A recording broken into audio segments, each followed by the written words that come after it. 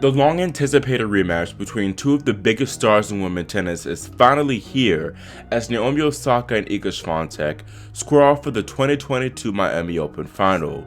Will Naomi end her title drought and win her first 1,000 trophy since 2019? Or can Swiatek make it 3 1,000s in a row and claim the coveted Sunshine Double? I'll break down and preview this matchup before predicting who I think will reign supreme in the 305 here on Grand Slam Tennis News Today.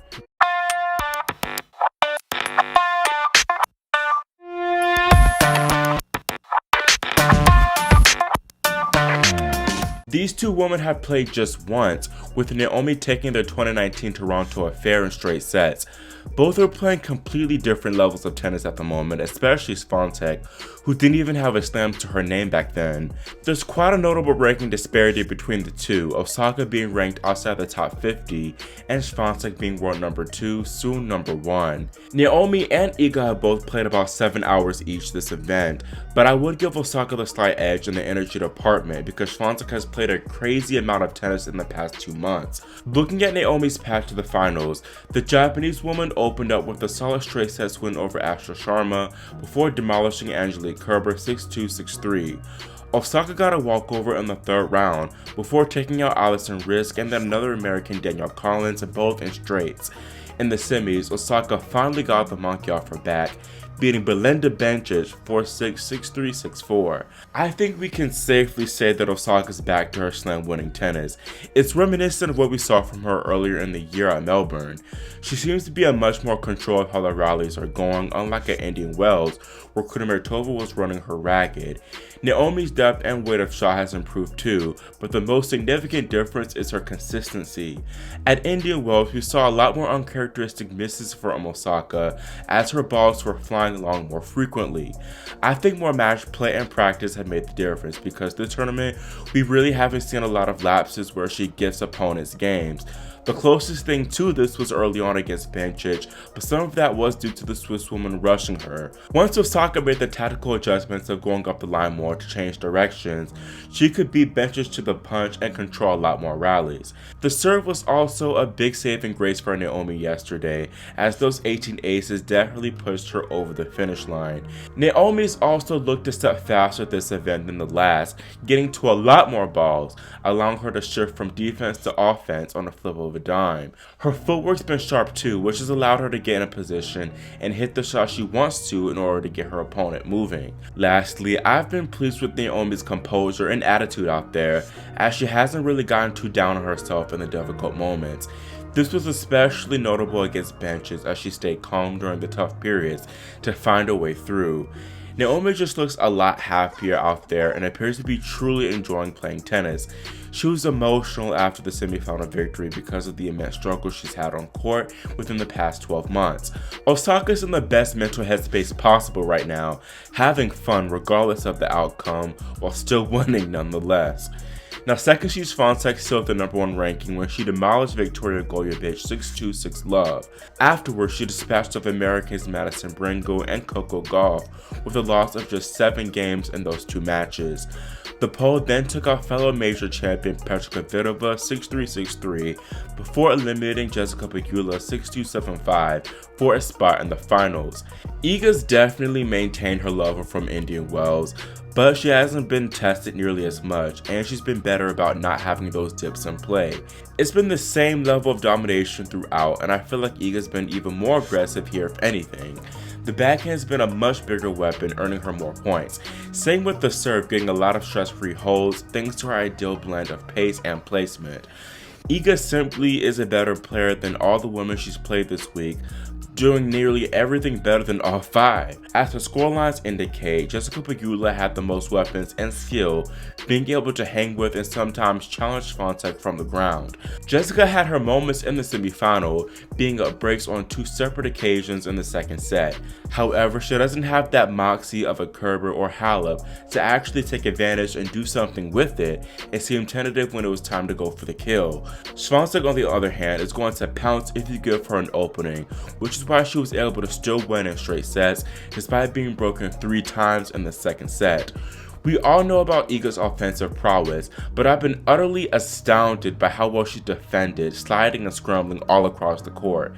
Getting that one extra ball has made the difference because countless times she's won points she had absolutely no business winning. Like Osaka, I've also taken notice of how composed Iga's been throughout the tournament, particularly in the semis when she was broken at 5-4 to serve for the match. A lot of players would have crumbled there, especially having match point, but Swiatek only raised her level another notch and got the job done. Looking at the keys to the match, first starting with Osaka, she needs to maintain a high first serve percentage. Naomi gave benches a lot of looks at breaking early on because she wasn't consistently making those first serves. However, once she landed more first serves in, she held with far greater ease and got shorter replies, which boded well for her. On a similar note, Naomi has got to improve her second serve numbers. Osaka, even though she played a solid match, only managed to win 42% of second serve points against Bencic. Much of this is because of how predictable Naomi was with the direction of her second serve, almost always kicking it to the backhand. I think she should try to mix it up more, throw more into the forehand, while also upping the pace and taking greater risk. The third point for Osaka is to return deep and with good intentions. On the deuce side, Iga likes to make that first ball after the serve a backhand cross to open up the court for herself. I think Naomi should make a conscious effort to direct more returns to Iga's forehand, as that way the Japanese woman will get more forehand looks, which will bode well for her and her desire to dictate proceedings. Moreover, Osaka needs to return deep, period. One of the biggest reasons why Iga is so dominant right now is her eagerness to pounce almost immediately after hitting that serve.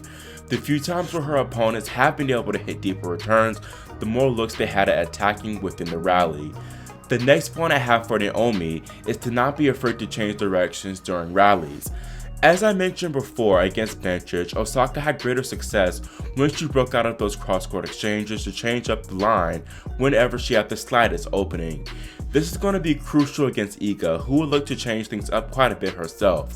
My final point is that Osaka needs to be opportunistic. Swiatek is probably the most clutch player right now, as she knows how to claw her way back to victory during moments of adversity. She's so good at sensing the tiniest opening and taking full advantage. Thus, Osaka needs to be conscious of this and zero in whenever she has chances at making her mark. Naomi's breakpoint conversion rate against Bencic wasn't the best, so she needs to make sure that she seizes her chances here. On the other hand, for Swiatek to be successful, she first needs to actively punish Osaka's second serves. I talked about this when going over Naomi's keys, but the second serve will probably be the softest shot Iga will see tomorrow. As Bencic did, she needs to keep applying pressure, which in turn pressures Osaka to make more first serves and or do more with the second serve, which can induce more double faults.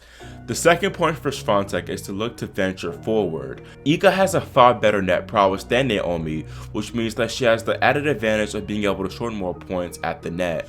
She's done this extremely well all week, making ventures further inside the baseline and hitting those riskier swing volleys with good success.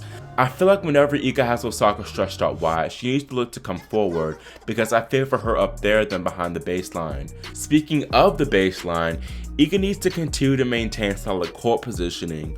Osaka will pretty much always be on that baseline or try to, so I didn't even bother to make it a point for her. Iga has also been up on that line a lot more lately, and she was able to control a lot of the rallies against the powerful Sakura during the Indian Wells final.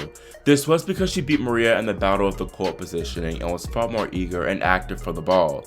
It's going to be hard to do this against Osaka, but she cannot let the four-time major champ bully her around the court.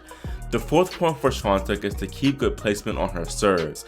Iga's serve doesn't necessarily blow opponents off the court, but it is very accurate, and she's been able to sneak past a few aces and unreturnables against opponents.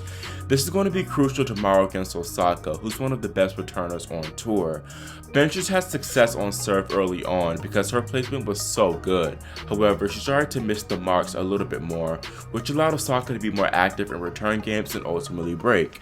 The fifth and final point I have for Iga is to maintain a decent amount of spin on her shots, especially the forehand. I noticed Naomi had a much easier time against players like Kerber or Collins because they hit a flatter ball, which was more in her strike zone.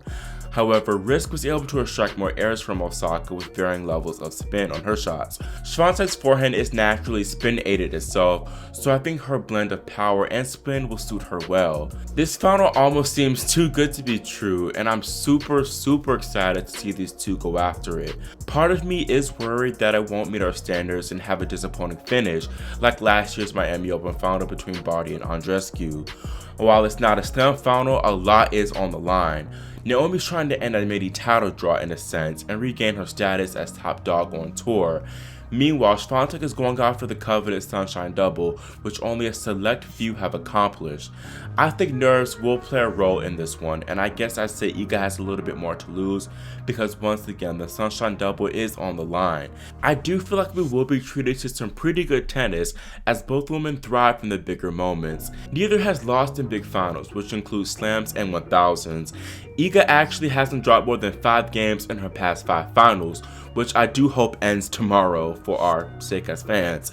I feel like both women are going to be experiencing an equal step up in class as Naomi is a better and more consistent ball striker plus server than all of Iga's previous opponents. Naomi can rush Swiatek a lot more with her pace and weight of shot and truly take advantage of Swiatek's more awkward takeback on that forehand side.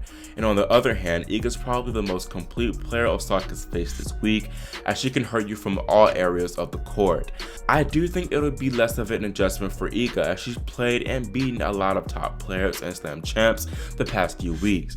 Meanwhile, Naomi hasn't played, let alone beaten a top 10 player since Brisbane 2020. Granted, she's beaten some good players since then, but Osaka still hasn't been challenged by a solid, more reliable player like a Swiatek. Iga's currently riding a 16-match win streak and looks virtually unbeatable. However, I am concerned that the amount of tennis played this season will catch up to her here. Plus, if there is anyone that can end the streak, it's Osaka. The final will be played at 1 PM during the day, meaning Osaka's balls are going to be going through the court much quicker. Plus, most of Swiatek's matches here have been at night, which means totally different conditions. Now, from watching their Toronto match from 3 years ago, I think Swiatek can definitely handle Naomi's big game. She challenged Osaka the whole way through and even had chances to claim a set. The difference was Naomi's greater experience at the time, but now Iga has gained quite a bit of experience herself to get her through the crucial moments. Seeing that her game is much more improved than back then as well, I don't see why she can't go one step further and take out Osaka. Yes, Naomi is playing better tennis now than in that tournament, but Iga's jump in form is higher. Thus, considering this and the matchup itself, I'll pick Swiatek to take this match in 3. That's all for this video, and let me know in the comments whether you agree or disagree with me having Swiatek claiming the title. Also, make sure you subscribe and click the notification bell so you're notified whenever I post a recap to this match. Thanks for watching, and I'll see you next time here on Grand Slam Tennis News Today.